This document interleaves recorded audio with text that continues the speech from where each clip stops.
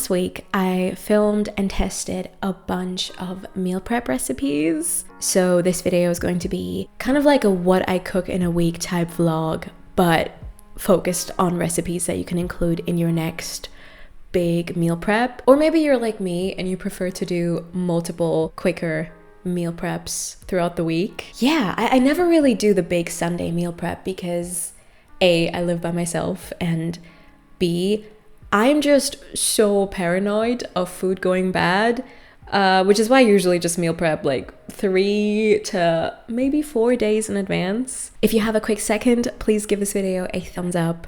That'd be amazing. And now let's get into these ideas. Thank you to Squarespace for sponsoring this video. Okay, so on Monday night, I made this cozy dish that's heavily inspired by a recipe for West African peanut chickpea stew. The original recipe will be linked in the description, of course. This meal is so incredibly satisfying and warming. First, chop up a bell pepper and 1 to 2 onions. Bring a heavy saucepan to medium-high heat and saute both the pepper and onion for about 6 minutes. In the meantime, chop up some ginger and garlic. Add both to the pan, followed by some spices. Give everything another 2 to 3 minutes. Then add some chopped tomato, 2 small medium sweet potatoes, which you don't have to peel if you don't want to, some chickpeas, some roughly chopped peanuts, and some vegetable broth. I also threw in some leek and some tomato paste, which I almost forgot. Give us about 20 minutes of simmering over medium or until the sweet potatoes are tender. Next, add natural creamy peanut butter.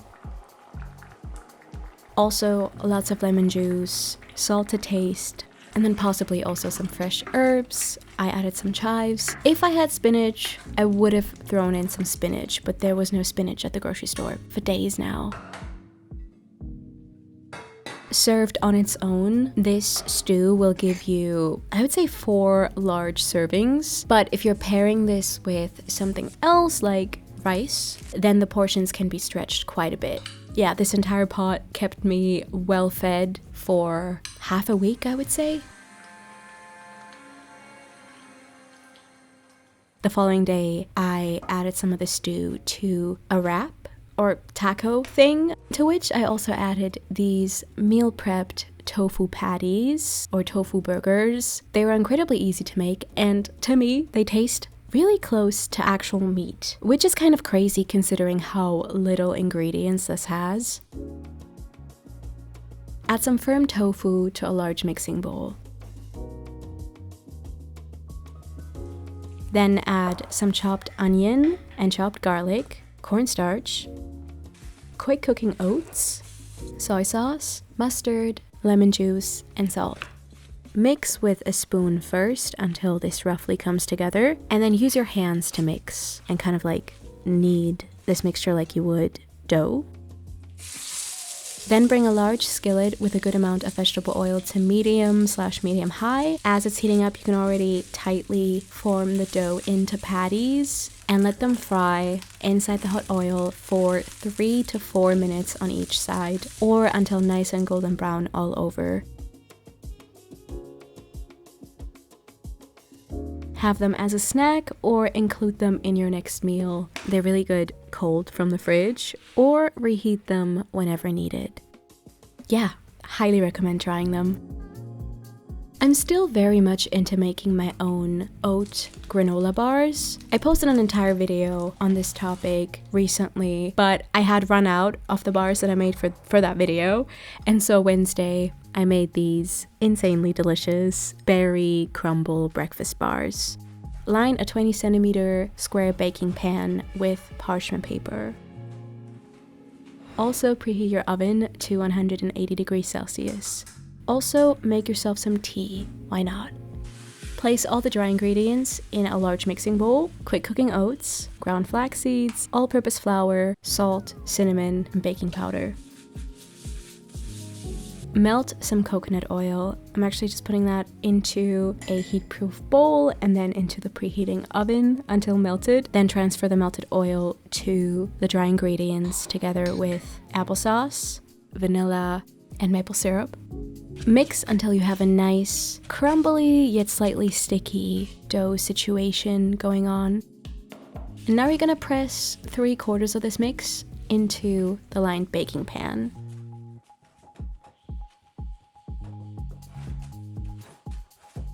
Now for the filling, place some frozen berries in a small saucepan together with lemon juice, maple syrup, and some in water dissolved cornstarch.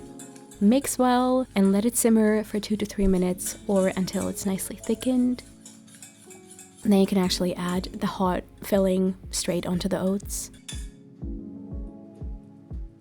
Now crumble the last bit of oat mixture on top of that and allow this to bake for around 30 minutes or until firm and the top is nice and golden brown. Yeah, these are so yummy. Highly recommend you try and make them yourself. It's the perfect snack. I also really like the hint of coconut due to the coconut oil in this. And here I'm watching my current comfort show. Actually, no, I'm doing research because I'm in fact doing a video on Twin Peaks. I think that video is going to be very dessert heavy. I'm still desperately looking for something savory to make, but I also haven't watched everything yet. So we'll see. On Thursday, I made tofu enchiladas.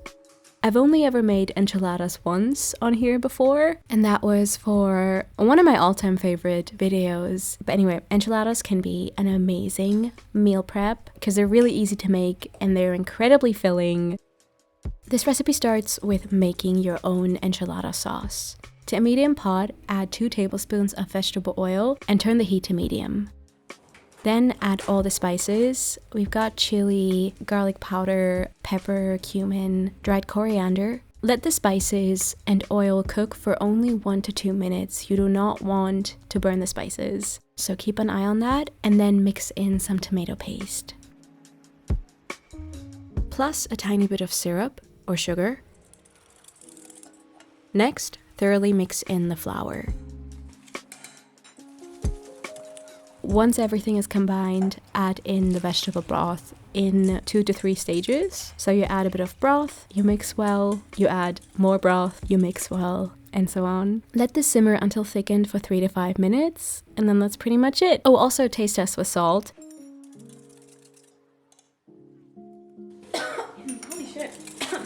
This is the point where I am realizing that this is in fact very spicy. So I used bird's eye chili, and apparently that's one of the spiciest chili types to exist. I had no idea. However, once everything is baked, the spice levels should go down significantly. By the end, I thought this was perfectly spiced, but of course this will also depend on your taste buds, on your spice tolerance. Anyway, onto the filling. First of all, I'm chopping up an onion and another leek, and I'm letting both saute in my skillet for about 6 to 7 minutes. I then replace the veggies with some grated smoked tofu, and I let the tofu crisp up for about 7-ish minutes. Deglaze the tofu with either some kind of alcohol or vegetable broth. I used soju. I added the onion and leek back in there and finished everything off with a drizzle of soy sauce. Now on to building the enchiladas. Make sure your oven is preheating to 180 degrees Celsius. Grab a casserole dish. The size of the dish will depend on the size of your tortillas. Evenly distribute about a cup of sauce inside the casserole. Grab your first tortilla and fill it with vegan cheese, black beans, and a few spoonfuls of the shredded tofu. Also a tiny bit more of that spicy sauce. Now you're gonna roll these up, open side facing down. Now once you start adding more tortillas, everything will hold together much better. Press the rolled tortilla against the first tortilla and then continue on. This is going to be a bit of a messy process, but that's okay. Last but not least, add the rest of the sauce on top, and I would also highly recommend to add some more vegan cheese to the center. Allow this to bake for 25-ish minutes or until lightly darkened at the top. Here I am decorating meticulously for a food photo. By the time I was done taking photos, this was cold, but it was still so good. I don't know if this is the smartest thing to do on the sofa, but I like to add a little bit of water to my matcha as well. That's probably too much. Yeah, so as we can see here, there's really not much interesting stuff to report on when it comes to Friday. Yeah, I was just eating my meal prepped leftovers. For instance, the berry oat bars. I reheated some more enchiladas, which honestly, I think they tasted even better the next day. Saturday morning, I made a vegan classic, bean cookie dough. It's a very old recipe of mine, but it is also new and improved. This can be eaten for breakfast or have it as a little snack throughout the week. And no, this does not taste like beans. Add all the dry ingredients to the food processor and blend them thoroughly. Oats, salt, and cinnamon.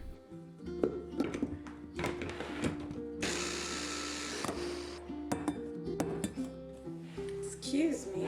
Now once you have this nice fine powder, you remove it from the blender and add all the wet ingredients. A can of drained white beans, melted vegan butter, liquid sweetener, a non-dairy milk, and vanilla. Blend again until super smooth, then add in the oat powder and blend everything once more. Of course, don't forget to add your dark chocolate chips. Blending the ingredients in this order gives everything a super creamy and almost whipped consistency. And then you can serve this right away or keep it stored in the fridge for the next few days.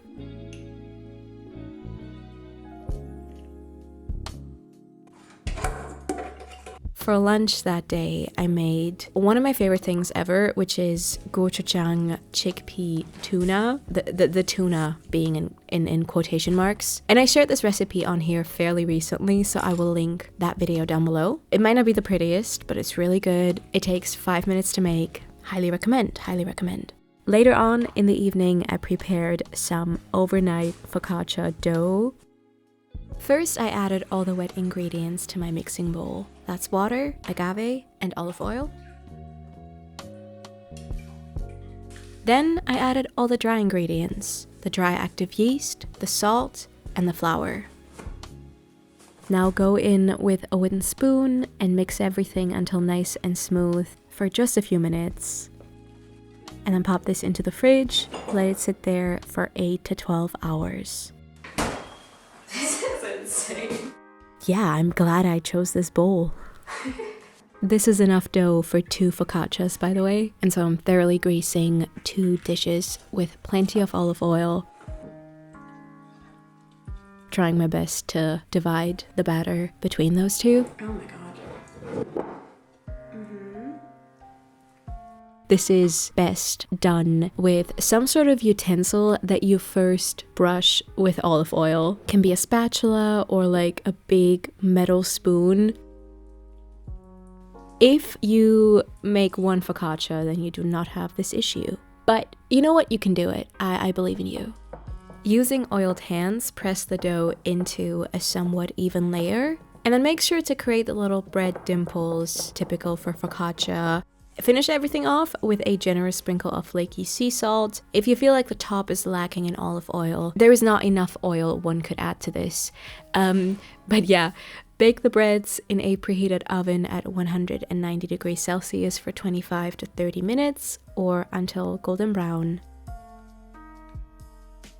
I didn't really intend this recipe to be for meal prep specifically, but more so for my friends, because that Sunday I hosted a clothing swap. And so here I am putting out all types of snacks, like the soccer mom that I am, apparently. I also turned the leftover cookie dough into little bites. My friends didn't eat all the bread, so I did end up freezing quite a few slices here just to have throughout the week.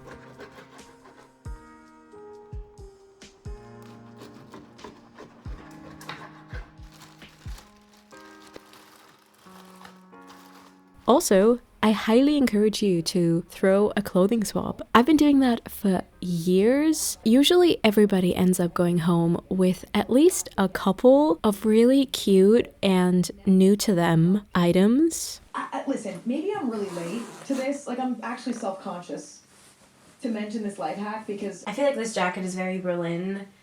Berlin Neukölln specifically. I don't know, I've been living here for like, what, 6 years? It was time. It was time. Oh. Interesting. Maybe not with this skirt. Maybe with different pants. Do I have pants to try? I don't know if I would ever channel like this energy. I don't know. Alright. Thank you so much for watching. If you want a fully written blog post on this, then check out my Substack, which I've been having so much fun with. Also, let me know in the comments what videos and what recipes you want to see from me next. I only have a short list of videos to film, and then afterwards, I have no idea. It really could be anything. But yeah, thank you so much for watching. Until the end, I will leave you with a word from my lovely sponsor, Squarespace.